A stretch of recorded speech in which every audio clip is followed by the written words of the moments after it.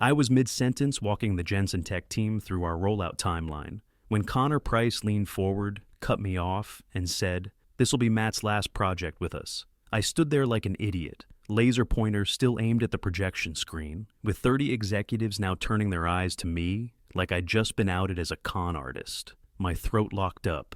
I had half a slide left, but I couldn't move, couldn't breathe. It felt like someone had pulled the rug out from under my spine. Connor didn't look at me. He just went on sipping his sparkling water like he was announcing a lunch break. I forced my eyes back to the screen and finished my pitch. My voice came out steady somehow, though I could barely hear it over the roaring in my head. "As you can see," I said, "the integration plan boosted profit margins by 42% in the test market." Connor was still smirking. He knew exactly what he'd done. Picked the one moment I couldn't fight back, not without tanking the whole presentation. But Glenn Jensen, the client, the one who'd trusted us with his biggest digital overhaul in a decade, he didn't look at Connor. He kept watching me. I wrapped up, took one sip of water, and sat down. Didn't touch my dessert. My hands were sweating into the linen napkin. Connor cracked some fake joke about new directions and how Matt's moving on to exciting things, but no one laughed. Glenn still hadn't looked away from me. I didn't speak again. I didn't ask questions. I wasn't about to make a scene in front of the biggest client we had, but my mind was racing. This had been in the works. Connor waited until I was too deep in the spotlight to respond. I'd been thrown under the bus mid-sentence, and somehow I was supposed to smile through it. Glenn picked at his cheesecake with his fork, then leaned back and glanced down the table. I thought he was about to stand up and leave. Instead, he leaned in toward me and said quietly, "Can we talk outside? Quick note. Before listening, share which city or country you're watching from." I didn't answer out loud, just nodded once and got up. My chair scraped loud against the hardwood. Eyes followed me out, but I didn't care anymore. Connor didn't move. He acted like it was already over, like I was just a line item being cleared off the books. But if he thought I'd take that lying down, he was about to learn something the hard way. I followed Glenn out through the side exit, past a row of spotless black SUVs, until we stopped near a low wall overlooking the parking lot. The sky was already turning dusky. He didn't waste time. "That was the most unprofessional dismissal I've ever seen," he said. I let out a breath I didn't know I was holding. He's been gunning for this for weeks. Tried to get me to adjust our Q3 projections before the board review. Wanted it to look like the numbers were rebounding when they weren't. Glenn turned his head toward me, still stone-faced. "You refused." Of course I refused. I don't fudge numbers to keep someone's bonus safe. He nodded slowly, like that confirmed something he'd already suspected. "Integrity's not exactly in style anymore," he said. "But I've always had a soft spot for people who stick to ugly truths." I didn't know where this was going, but I was listening. He pulled out a business card and held it out. Not a company name on it, just a logo I didn't recognize. "I chair a foundation," he said. "Private, invitation only. We fund ethical innovation, startups, infrastructure projects, anti-fraud systems, things that keep the system from collapsing in on itself." I looked at the card, Trellis Foundation. I'd heard the name once or twice, always in whispered tones. People didn't apply. People got tapped. "We need people who'll tell hard truths," Glenn said, "and make them stick." I stared at the pavement for a second. I felt like I'd been sucker punched twice in one day, but this wasn't a punch. This was something else. That's when the door burst open behind us. Connor came striding out, hands in his pockets, face stretched into that fake relaxed smile he wore like cologne. "Glenn," he said, like we were just old friends out for a stroll. "Didn't mean to steal your guy mid-dinner. There's just been some restructuring. Nothing personal." Glenn didn't even turn. "You're not good at this, Connor." Connor blinked. "I'm sorry." "I said," Glenn repeated, turning slowly, "you're not good at this. You try too hard to sound in control. Makes it obvious when you're not." Connor laughed, but it sounded like it hurt. "Let's not make this messy." "You already did," Glenn said flatly. Connor looked at me. "Matt, come on. You're not going to let one awkward moment turn into some big drama, are you? Let's be adults." I took a step toward him. "You humiliated me in front of a client to protect your numbers. That wasn't awkward. That was calculated." He opened his mouth again, but Glenn raised a hand. "Matt's with me now," Glenn said. "I'm offering him a Trellis fellowship. We back people who know how to stand their ground." Connor froze. I watched the realization hit him like a slow fall downstairs. "You're kidding," he said. "You're offering him a fellowship? Based on one project?" "No," Glenn said. "Based on how he handled being stabbed in the back during dessert." Connor's jaw tightened. He looked like he wanted to say more, but nothing came out. He turned and walked off stiffly, heels hitting pavement too hard. Glenn watched him go, then turned back to me. "You interested?" he asked. I looked down at the card again. My fingers curled tight around it. "Yeah," I said. "I'm in."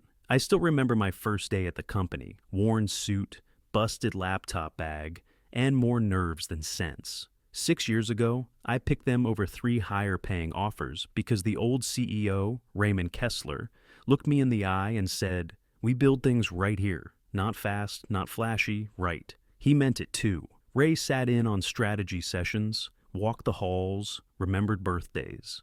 I'd been looking for that kind of leadership since college. Real mentorship, real ethics. Under him, we scaled up fast. Went from mid-tier contractor to serious competitor. By year 3, I'd landed the Jensen account. Nobody thought we had a shot at it. I built the pitch, flew out twice on my own dime, and closed the deal after 4 brutal rounds. That account changed everything for us. We became a name. Suddenly, we were pulling in Fortune 500 interest. Then Ray retired. Enter Deanna Merritt, no introduction. Just a calendar invite and a new title on the org chart. First thing she did was pull all the VPs into a vision alignment retreat.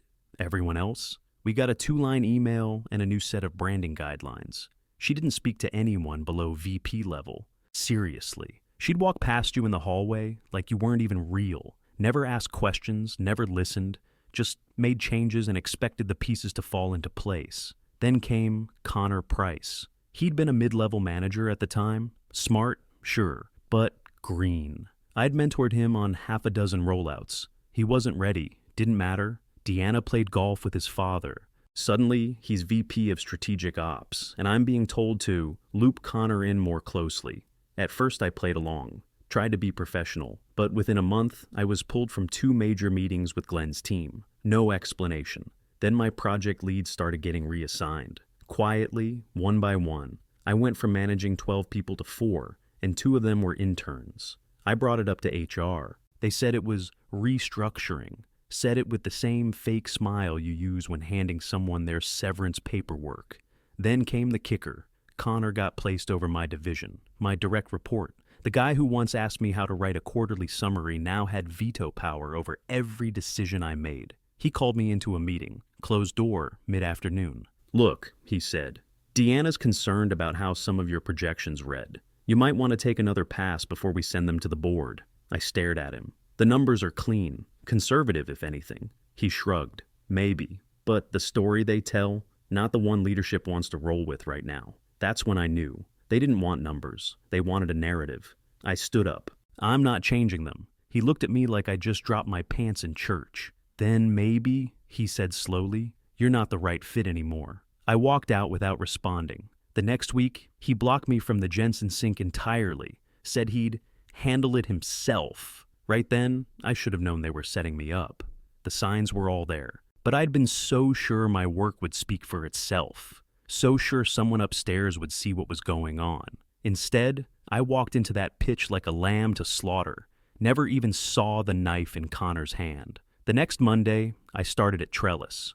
No downtime, no grieving the old job. Just a laptop, a security badge, and a mission that didn't involve kissing anyone's ass to do the right thing. The fellowship wasn't some corporate time out. It paid better than my old VP track and gave me full autonomy. Glenn made that clear. We back truth tellers, not puppets. My focus was projection fraud. How companies massage numbers to feed investors short-term wins while bleeding long-term stability dry. Not just spreadsheets either. I interviewed whistleblowers, dug through SEC filings, and traced patterns across 5 industries. I never named my old company, didn't need to. The techniques were textbook: inflated pipeline deals, deferred expenses, padded revenue from internal roll forwards. Anyone who worked there knew exactly what I was describing.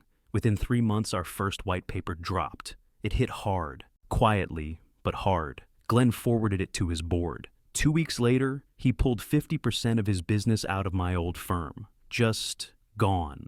No warning, no press. From what I heard, their quarterly call was a disaster. They tried plugging holes with discounts and fake client renewals, but without the systems I'd built, their numbers crumbled. Internal chatter leaked. Morale tanked. Half my old team quit within 2 months. And then, 6 months to the day after that parking lot ambush, Deanna showed up. No warning. Just walked into Trellis HQ like she belonged there. My office was on the 4th floor. Glass walls, clean desk. She stood in the doorway in a designer coat and heels that probably cost more than my first car. "Matt," she said, with a smile that made my stomach clench. "Got a minute?" I didn't get up. "I've got 5. She sat across from me, legs crossed, completely unbothered. "Let's not pretend we didn't do good work together. What happened wasn't personal. It was strategic misalignment." I laughed once. "Is that what you call throwing someone under the bus in front of a client?" She didn't flinch. "The board wants you back. We'd restructure around you. Senior executive title, expanded budget. You'd report directly to me. Only temporarily, of course." I leaned back, arms folded. "Let me guess. The Jensen fallout finally hit the balance sheet?" She glanced out the window, then back. "The company needs direction, stability, real numbers. We need you to help clean this up." I stared at her for a long second. "And the board seat?" She nodded. "You'd have a say in future oversight. Total transparency, except the part where you still run the place." Her lips tightened. "I'm offering you a second chance to lead. Isn't that what you wanted?" "No," I said. "What I wanted was for people like you not to get promoted in the first place." She stood slowly. "You're really turning this down?" "I'm not interested in fixing one company," I said. "I'm fixing the system that let your company get this bad." She blinked once, like the words didn't compute. Then she grabbed her purse and walked out. No goodbye. I sat there for a second, then opened my laptop. The next report was already half written on how executive bonuses tied to fake growth incentives lead to exactly the kind of spiral I'd just walked away from. I was mid-edit on the next Trellis report when the invite came through. Annual leadership conference. Big stage, bigger audience. Every exec with a LinkedIn pulse would be there.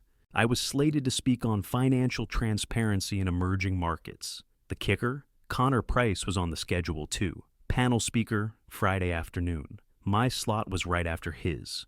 I didn't blink. I accepted the invite within 5 minutes.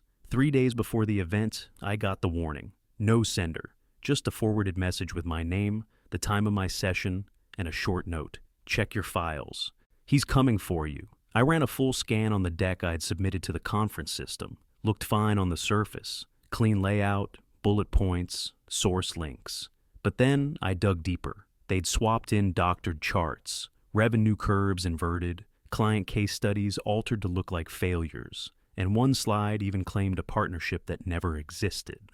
Sloppy edits, sure, but enough to make me look like a fraud if they played as is. I didn't panic. I scrubbed the corrupted deck, rebuilt my entire presentation from scratch, and encrypted the new version onto a secure USB. Then I created a decoy, same title, same layout, with all the fake data, and uploaded that back to the conference portal. Let them think they'd won. Let them come smiling to the front row. Conference day, I arrived early, checked the AV system myself, told the tech team I'd be using my own gear, HDMI input only, no uploads, no cloud sync. The moment I walked backstage, I spotted them. Deanna in a tailored navy blazer, Connor in a pale gray suit that probably took a full can of hairspray to match. Both posted up near the green room, sipping complimentary espresso like they owned the place. Connor didn't even hide it. "Hope you brought your best, Matt. Big room today." I smiled.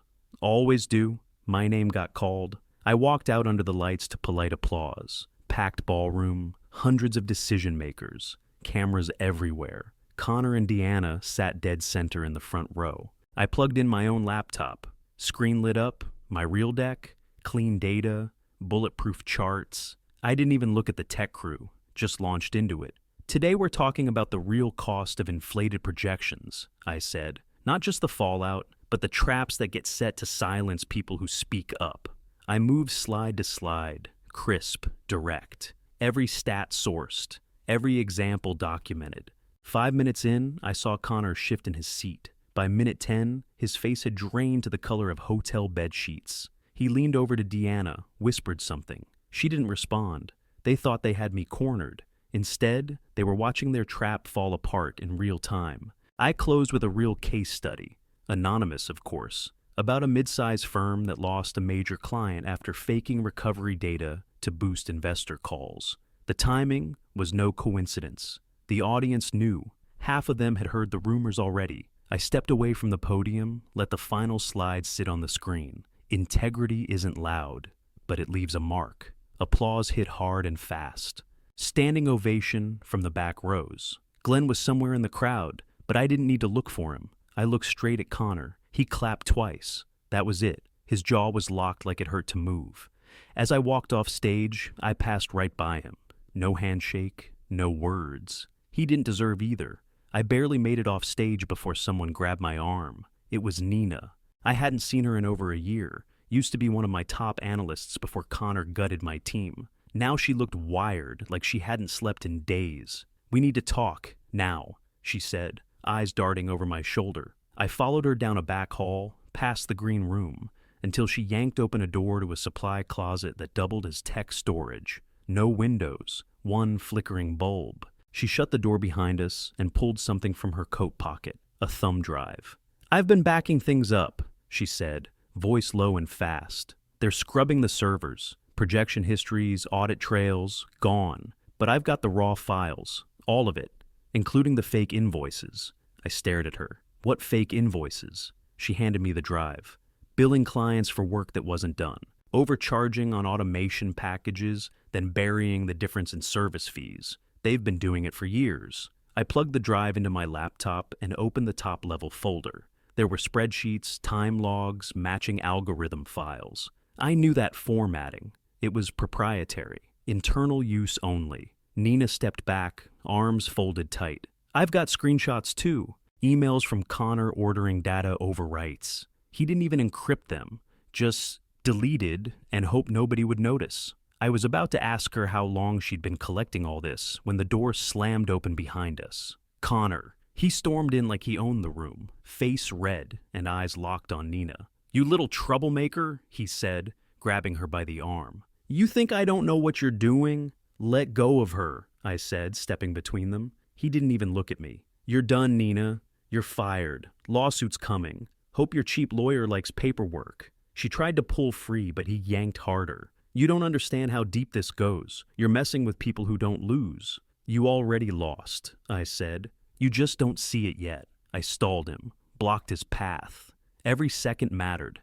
I'd hit a panic text to Gavin as soon as I saw Nina's face. He knew where we were. Connor shoved me once. Nothing hard, just enough to make a point. "You think Glenn's gonna save you? You think this little whistleblower act's gonna make you a hero? It won't. You're nothing." "Funny," I said. "I heard that same tone in your voice 6 months ago, right before you handed me a mic and let me blow your numbers apart." His hand tightened on Nina's arm. That's when Gavin appeared in the doorway. Hotel security right behind him. 2 men, suits with earpieces, bodybuilder types. They didn't say a word, just moved. Connor tried to play it off. "This is a misunderstanding. Step away from her," Gavin said flatly. "Look, we have it on video," Gavin cut in. "All of it." Connor froze. His eyes jumped to the corner of the ceiling, where a little black lens was aimed right at us. He hadn't even noticed. Nina yanked her arm free and stepped back. She was shaking, but didn't cry, didn't say a word. Security moved in, grabbed Connor by the arms, and pulled him toward the door. He twisted back, voice rising. "You think this is over? You think you won?" I looked him dead in the eye. "You're not even on the board anymore. You're just noise." He fought them, but they dragged him out anyway, red-faced, sweating, swearing the whole way down the hall. I turned to Nina. "You okay?" She nodded, still silent, then started to sway a little. Gavin stepped in. "We'll get her to the medic team," he said. "She's safe now." I handed him the drive. "This is enough to bring down the whole house." He nodded once. "Let's make it count." They took Nina to the medic room, and I stayed behind with Gavin, both of us quiet as the last few security guys cleared the hallway. 5 minutes later, his phone buzzed. He showed me the screen. Judith Kinney, chair of the board. "She wants to meet, now." They were moving faster than I expected. By the time we got to the hotel's private lounge, Judith was already waiting. Hair sharp, posture perfect, tablet in hand. No security, no assistant, just her and an untouched cup of tea. She looked up as I stepped in. "Have a seat, Matt." I sat, didn't touch the coffee someone had left for me. "Emergency board session wrapped 10 minutes ago," she said. "We've terminated both Deanna and Connor, effective immediately. Legal review's underway. But that's not why I called you." I leaned forward. "Then why? We need someone to stabilize the company, someone the public trusts, internally and externally. Someone who understands the systems we lost and knows how to rebuild them." I stared at her. "You want me back?" "Not as an employee," she said. "As interim COO, reporting directly to the board, full autonomy on compliance, reporting structure, internal auditing. You'll set the tone." I let that sink in. "This isn't a PR stunt," I asked. Judith shook her head. "No, this is survival. What you expose publicly isn't the worst of it. The investors haven't seen the full numbers yet. When they do, we need credibility, and we don't have any left." I crossed my arms. "You knew about some of this." "I suspected," she admitted. But Deanna kept the real rot buried deep. The board was getting filtered updates. I nodded slowly. "Then here's my answer. I'll think about it. But if I come back, it's on my terms. No half measures. You want reform? I burn out every corner, from the interns to the top floor." She smiled, tight, approving. That's exactly what I wanted to hear. Later that afternoon, they made it public. Judith stood at a podium with the company logo behind her, facing a room full of cameras and reporters.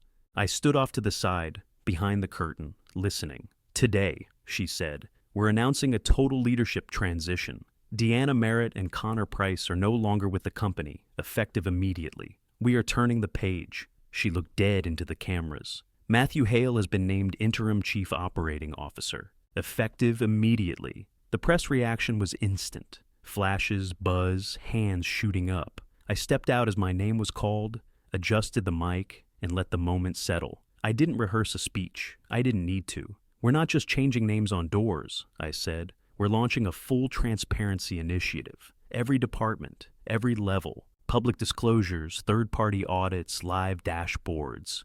No more padded projections, no more fake milestones." I scanned the room, and that's when I saw her. Back corner, standing behind the last row of press. Deanna. No sunglasses, no bodyguard. Just standing there, arms crossed, lips pressed into a thin line. She didn't interrupt, didn't move, just watched. I kept going. The system didn't fail on its own. People failed it. That ends now. We're rebuilding, brick by brick, and this time, it holds. Flashes popped. Reporters shouted questions. I stepped back from the mic, gave them a nod, and walked off stage. Deanna was still frozen in place as I passed. She didn't speak, just stared like the floor might open up under her heels. She wasn't running the show anymore. I was. I had barely stepped off the stage when I felt her behind me. "Tell me the truth," Deanna said. "You engineered this entire thing." I turned around. She looked hollowed out, hair perfect, eyes full of rage.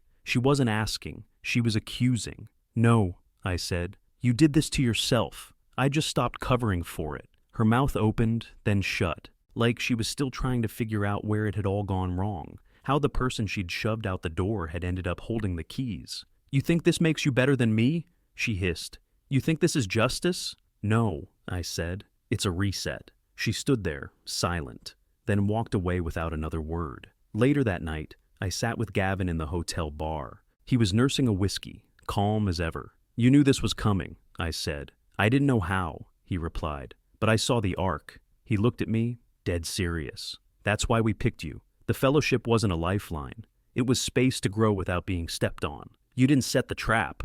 He shook his head. "They did. You just made sure people were watching when it snapped shut." 3 years later, I was named CEO. The Transparency Initiative didn't just stick, it spread. Companies we used to compete with started copying it. One of our compliance dashboards even got adopted by the SEC as a training model. We didn't sell lies anymore. We sold clarity, and people paid for it. Sometimes I still think about that dinner, the Jensen pitch, Connor smirking like he'd just buried me in real time. But that was never my end. That was the point where I stopped playing defense. He thought he cut me out of the picture. What he actually did was hand me the scissors. My revenge, building a company they couldn't get back into. One where their kind doesn't make it past the lobby anymore.